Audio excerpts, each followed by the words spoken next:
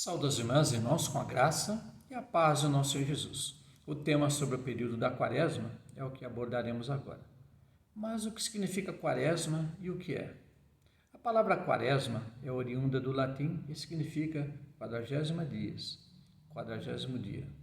E sobre o que é a Quaresma, ela faz parte do período litúrgico que antecede a Páscoa cristã e que é celebrada pela Igreja Católica e por algumas igrejas denominacionais, como a ortodoxa, a anglicana, a luterana, a presbiteriana, a metodista e outras. Em boa parte dessas igrejas, o ciclo pascual se dá em 3 tempos: preparação, celebração e prolongamento. Dessa forma, a Quaresma é iniciada no período da preparação, ocorrendo quando as atividades religiosas preparam os fiéis para a celebração pascal, em que se dá a ressurreição de Jesus após o seu martírio. E durante esse período, a orientação é jejuar, abster-se de carne, ter atitude caridosa para com as pessoas e ter momentos para orações. Uma curiosidade a respeito é sobre se o carnaval e a quaresma estão associados, porque se diz que após ter pecado durante o carnaval, a quarta-feira de cinzas é para pagar os pecados. A resposta é não, não estão associados. O que acontece é que, sabendo que Deus os perdoa através de Jesus, pecar na ignorância e na inocência tem um peso, porém pecar na consciência traz sérias consequências, porque não se faz Deus de bobo. Em algumas igrejas, há ritos em que o período da preparação para a Páscoa começa 17 dias antes da quarta-feira de cinzas, em que se apresenta a criação, a elevação e a queda do homem. E também já houve a observação do tempo da Septuagésima, Sexagésima e Quinquagésima, que abrangiam os domingos antes da Quaresma, que ocorreu antes da Reforma Litúrgica. E assim, a liturgia apresenta a criação, a elevação e queda do homem. E fazendo parte da liturgia da Quaresma, o roxo é usado no 4º domingo, e no domingo de Ramos, a cor utilizada é a vermelha.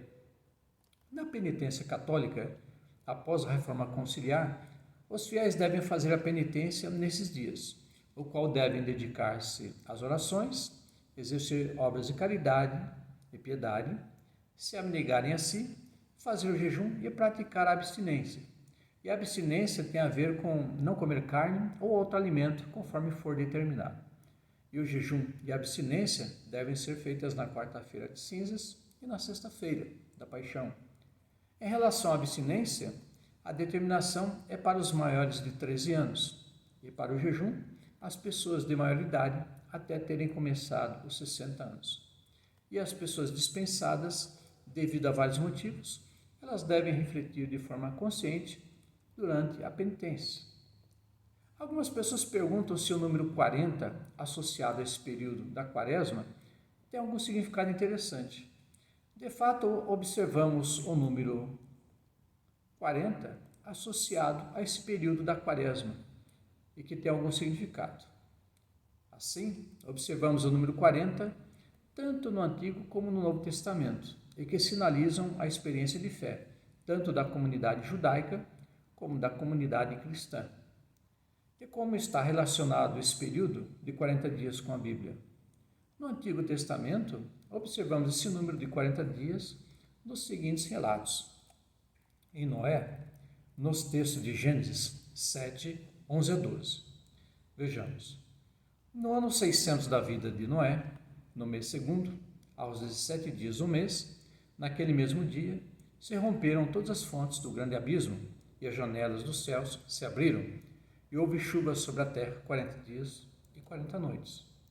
Tem-se aqui um período de chuva que durou 40 dias e 40 noites, sendo um período ininterrupto. Em seguida temos Gênesis 8, de 5 a 7. Vejamos. E foram as águas indo e minguando até o 10º mês. No 10º mês, no primeiro dia do mês, apareceram os cumes dos montes. E aconteceu que ao cabo de 40 dias, abriu Noé a janela da arca que tinha feito, e soltou um corvo, que saiu, indo e voltando, até que as águas se secaram de sobre a terra. Temos agora mais um período de 40 dias, em que depois desse tempo, Noé abriu uma janela e soltou um corvo, para saber se já havia terra firme. Observemos que não se menciona 40 dias e 40 noites, como um período de 24 horas. E assim, Noé fez isso durante a parte clara do dia. Em Moisés, observamos agora, primeiro em Êxodo 24, 15 a 18, um período de ausência. Vejamos. E subindo Moisés ao monte, a nuvem cobriu o monte, e a glória do Senhor repousou sobre o monte Sinai, e a nuvem o cobriu por 6 dias, e ao 7º dia chamou a Moisés do meio da nuvem. E o parecer da glória do Senhor era como um fogo consumidor no cume do monte, aos olhos dos filhos de Israel. E Moisés entrou no meio da nuvem, depois que subiu ao monte. E Moisés esteve no monte 40 dias e 40 noites. Vemos esse relato que Moisés, após ter subido ao alto do cume do monte Sinai, ficou entre nuvens durante 40 dias e 40 noites. Temos agora uma curiosidade interessante nesse relato. Moisés subiu ao cume do monte e Deus lhe falou apenas no 7º dia. E após isso ainda ficou mais 33 dias, totalizando 40 dias e 40 noites. E claro que ocorreu durante esse período, ninguém sabe, é mistério. Sabemos, porém, que Moisés desceu ao 40º dia com as tábuas da lei escritas divinamente. E depois, em Deuteronômio 8, versículos 2 a 4, temos: E te lembrarás de todo o caminho pelo qual o Senhor teu Deus te guiou no deserto esses 40 anos, para te humilhar e te provar, para saber o que estava no teu coração, se guardarias os seus mandamentos ou não. E te humilhou e te deixou ter fome, e te sustentou com maná que tu não conheceste, nem teus pais o conheceram, para te dar a entender que o homem não viverá só de pão, mas de tudo que sai da boca do Senhor viverá o homem. Nunca se envelheceu a tua roupa sobre ti, nem se inchou o teu pé nesses 40 anos. Nesse relato, Deus relembra que, devido ao pecado e rebeldia contra ele, o povo ficou no deserto durante 40 anos para chegar à terra prometida, e mesmo assim foi sustentado por ele. Porém, a curiosidade aqui se revela no fato de que o povo não ficou 40 dias no deserto, mas 40 anos, uma geração inteira praticamente. Em Juízes 3, versículos 10 e 11, vejamos: Veio sobre ele o Espírito do Senhor e julgou a Israel, e saiu a peleja, e o Senhor entregou na sua mão a Cusã-Ristaim, rei da Síria, contra o qual prevaleceu a sua mão. Então a terra sossegou 40 anos, e Otiniel, filho de Kenaz, faleceu. Aqui o povo de Deus teve 40 anos de paz e tranquilidade, um tempo de geração. Porém, com a rebeldia e pecado contra Deus, esse período acabou e pode acabar. Temos assim um período pacífico sob o tempo dos juízes. Em 1 Reis 19, versículos 7 a 9, vejamos: E o anjo do Senhor tornou segunda vez, e o tocou, e disse: Levanta-te e come, porque te será muito longo o caminho. Levantou-se, pois, e comeu e bebeu, e com a força daquela comida caminhou 40 dias e 40 noites até Horebe, o monte de Deus. E ali entrou numa caverna e passou ali a noite. E eis que a palavra do Senhor veio a ele. Ele disse: Que fazes aqui, Elias? Vemos por esse texto que Elias caminhou até o monte de Deus, o monte Horebe, durante 40 dias e 40 noites. Entretanto, ele caminhou durante parte desses 40 dias e 40 noites, quando era possível, porque nenhum ser humano caminha sem parar por todo esse tempo. Ele pode ter caminhado de madrugada, de manhã e até antes do período do sol começar a ferir o seu corpo, e dado continuidade ao cair da tarde até o começo da noite, para se proteger do frio e de animais selvagens. Em Jonas 3, versículos 3 e 4, vejamos: Levantou-se Jonas e foi a Nínive, segundo a palavra do Senhor. Ora, Nínive era uma cidade muito grande, 3 dias de caminho. E começou Jonas a entrar pela cidade, caminho de um dia, e pregava, dizendo: Ainda 40 dias, e Nínive será subvertida. Nessa pregação de Jonas, ele só menciona 40 dias e não noites para a destruição da cidade de Nínive.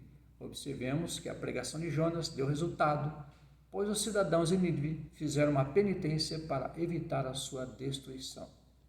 Temos agora os textos relativos ao período do reinado dos 3 primeiros reis de Israel.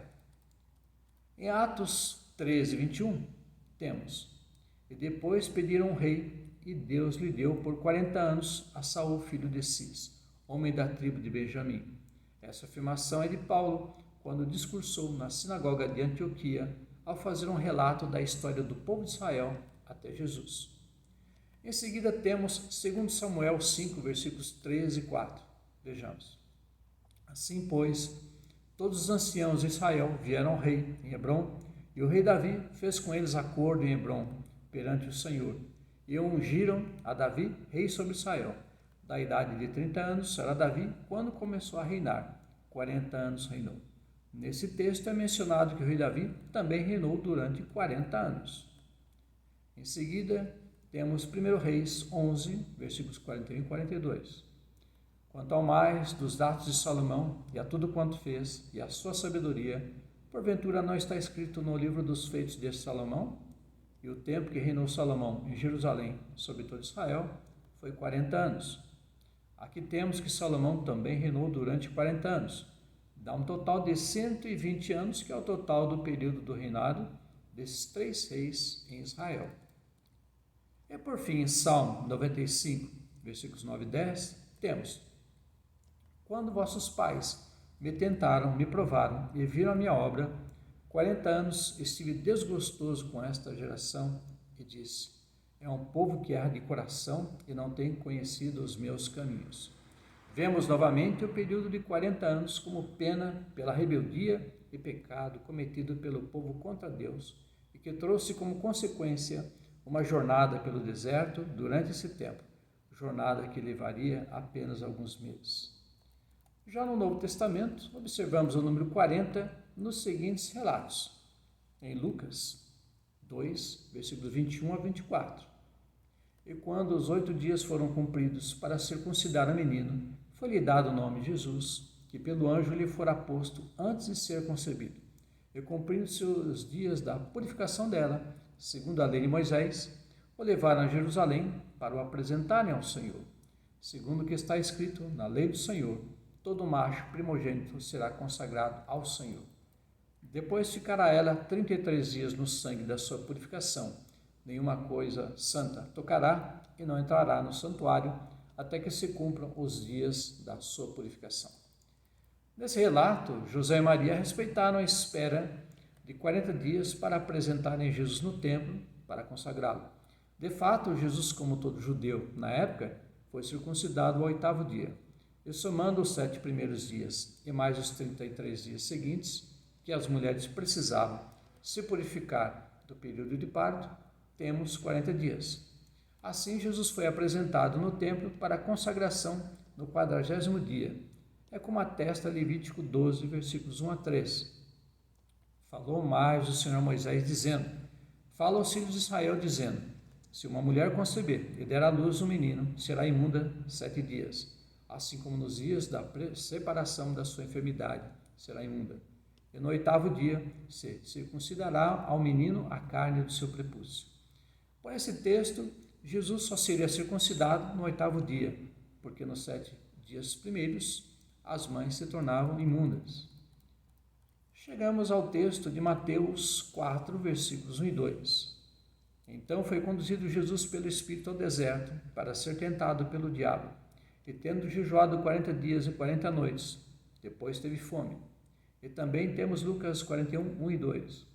E Jesus, cheio do Espírito Santo, voltou do Jordão e foi levado pelo Espírito ao deserto. E 40 dias foi tentado pelo diabo. Naqueles dias não comeu coisa alguma, e terminados eles, teve fome. Por esses 2 relatos, observamos o seguinte. Em Mateus, Jesus jejuou durante 40 dias e 40 noites. Isso porque durante o dia manteve-se consciente e durante a noite inconsciente ao dormir. E menciona também o texto que após 40 dias, Jesus teve apenas fome e não sede.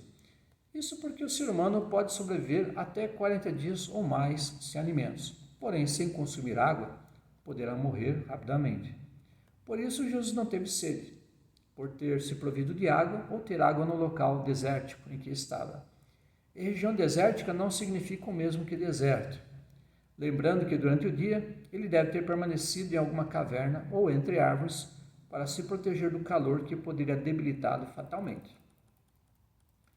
Em seguida, no próximo texto, É mencionado que Jesus também jejuou apenas de alimentos e não de água, porque teve fome e não sede no final.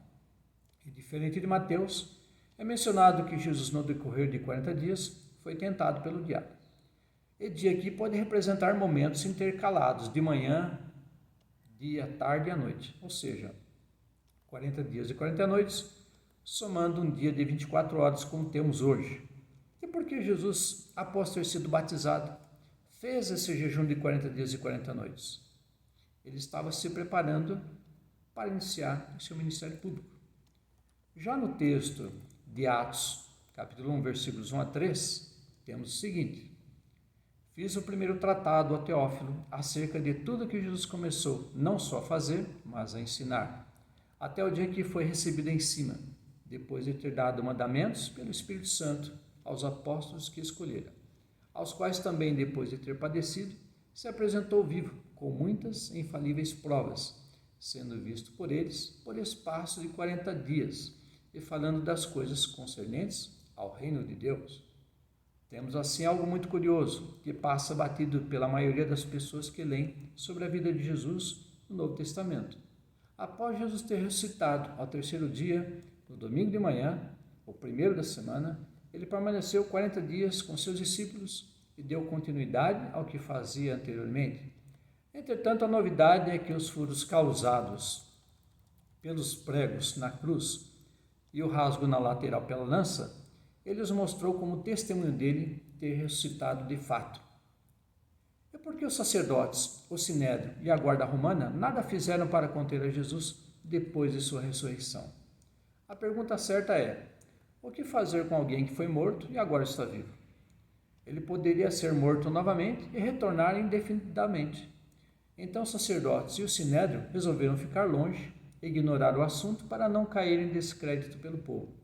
Já a guarda romana, que na época era muito supersticiosa, pensava provavelmente se tratar de um fantasma, de um espírito ou de coisa pior. E isso assusta. E dessa forma, era melhor ficar longe para permitir ao tempo que fizesse algo.